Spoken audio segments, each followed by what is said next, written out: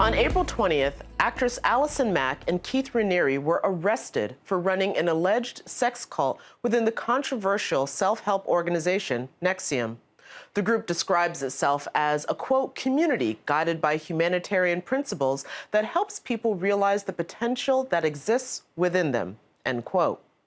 Prosecutors say that simply is not the truth, that Allison Mack served as a recruiter to lure women into what was actually a sex trafficking sorority.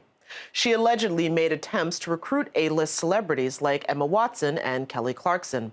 Mack and Raniere were charged with sex trafficking conspiracy, and forced labor conspiracy. Mack has pleaded not guilty and is out on $5 million bail. She has been placed under house arrest at her parents' home in California. Raniere, the alleged ringleader of the group, did not enter a plea and did not request bail. He remains in federal custody. So here to tell us more about this group and this developing and somewhat unbelievable story is Brendan Lyons, an investigative reporter for Times Union. Brendan, welcome to the program. Thanks for having me. So first tell me, how did you even come to this story? Well, actually, the Times Union started writing about NXIVM back in 2003. Oh, wow. And through the years, multiple reporters have covered the organization and some of their inner workings.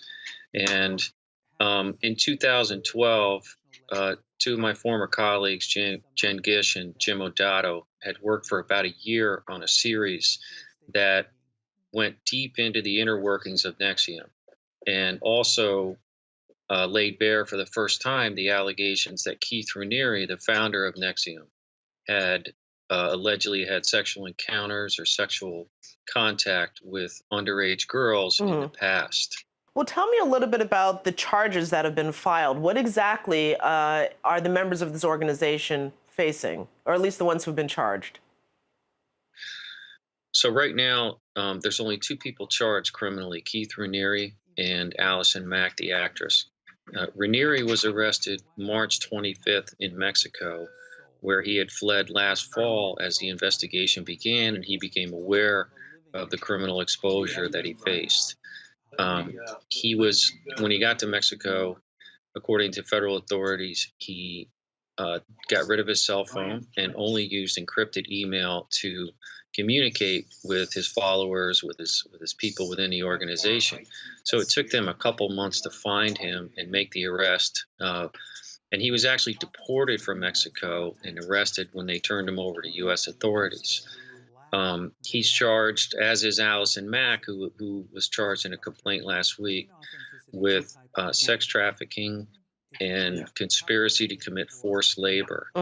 And it's going to be an interesting prosecution because, in speaking with lawyers, many of the women who were involved in this secret group within NXIVM were arguably willing participants at some point. They enrolled willingly.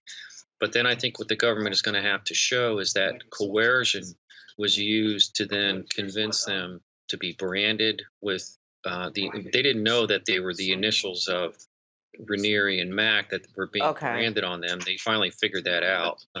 They thought it was, a symbol of seasons or something. She has pleaded not guilty and was released on $5 million bond.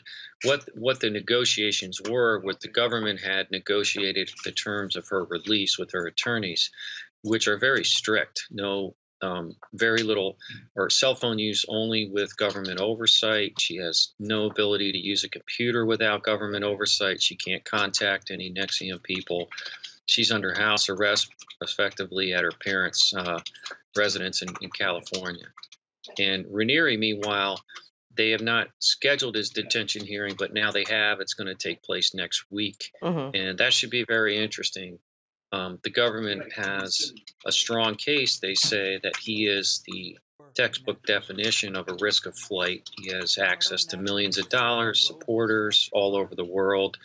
So, and the fact that he went to Mexico and fell off the grid as they were looking for him, I think they're going to make the case that he should not be released. And do you expect that both of these will definitely go to, the charges at least, will definitely bring about trials as opposed to some sort of bargain deal that's made without a trial?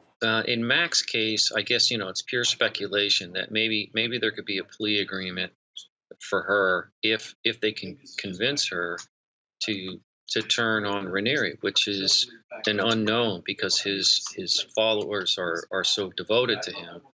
But then again, people do funny things when they're looking at 15-year mandatory minimum sentences. In Raniere's case, I would expect he would go to trial, given the difficulty of the government's case, and so I think he will fight the case and he will try to, go to trial on this.